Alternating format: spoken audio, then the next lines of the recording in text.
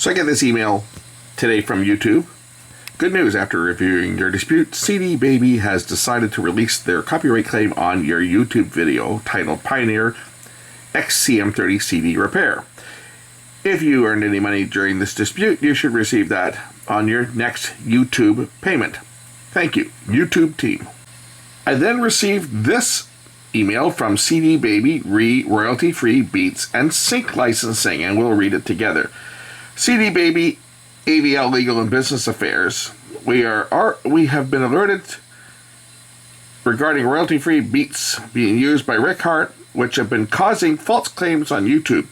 We are following up with our account holder to inquire about the licenses they may have purchased to cover the rights for distribution. However, we do note that without exclusive licensing, the tracks would not be eligible for Content ID, and we have sent a removal request through the Content ID for the album Blue Horse today. We are making this information available to our artists to help center regarding what is and what is not eligible for Content ID. I'm trying to read this through my camera viewfinder, and there's all kinds of graphics on the screen, which is making it tough to read. It goes on to say, CD Baby makes ongoing efforts to ensure good participation in the industry, and we are encouraging you to alert us via the instructions at the link regarding false claims you may receive. We will continue to inform and educate our clients, and we will continue to improve our methods of identifying royalty-free content and remove it from Content ID from distribution to proper licenses or not, So anyway, this should, I hope, solve all these problems with getting all these claims from CD Baby over Rick Hart, who has obviously been reusing royalty-free content. And let's just take a look at some of the other links that they've given me here. So on this screen are there guidelines over what is considered eligible sound recordings that can be monetized and ineligible sound recordings that can't be monetized. And this is on CD Baby's site. This is obviously for their artists. And, it says basically here, you have to control all of the master and publishing rights to use only your own materials, which you have exclusive rights.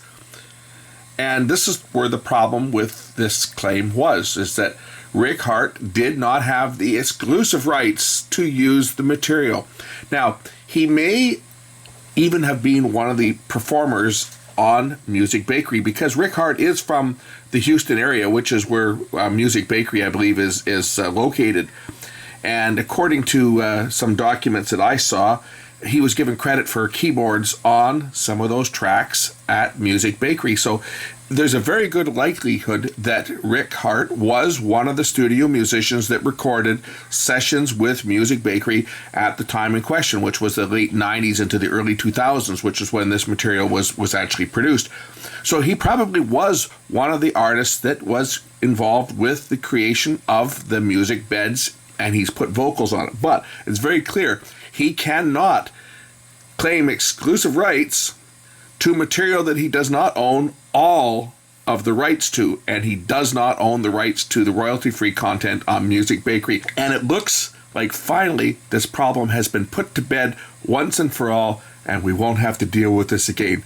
I'm not going to hold my breath that I won't ever see claims again, because this happens all the time with other publishing companies, with other people that take royalty-free content from Music Bakery, as well as other production companies that sell royalty-free content or non-exclusive content. There are other people that do exactly the same thing. They take the material, they change the names, and they try to publish it as if their own material, and they go through different clearinghouses and stuff. So I don't think we're going to see the end of it, but it looks like, at least with respect to the Blue Horse album by Rick Hart, this one will no longer cause a problem for anybody that's using that music that they purchased or licensed from Music Bakery.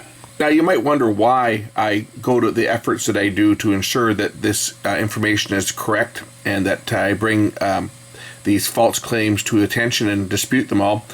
This video has only been up for a few days, and it's generated for about 4,600 views.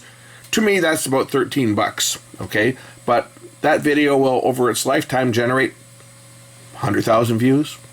Who knows? Over the next year, there could be 100,000 people that look at that video, or 50,000 or so. So we're talking a fair bit of money. And when you look at every single video that's got royalty-free content that gets false claims, over the course of a year, it's could be several hundred or several $1,000s that is going into a fraudster's pocket. That's why I take a stand, and whenever I get a phony claim, I always dispute it.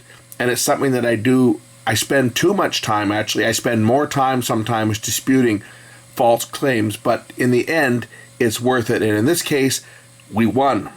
In the case of the Blue Horse album, nobody else is going to have to go through that again, because as of now, that one has been removed from the YouTube Content ID. Thanks for watching. We'll catch you in the next one real soon. Bye for now.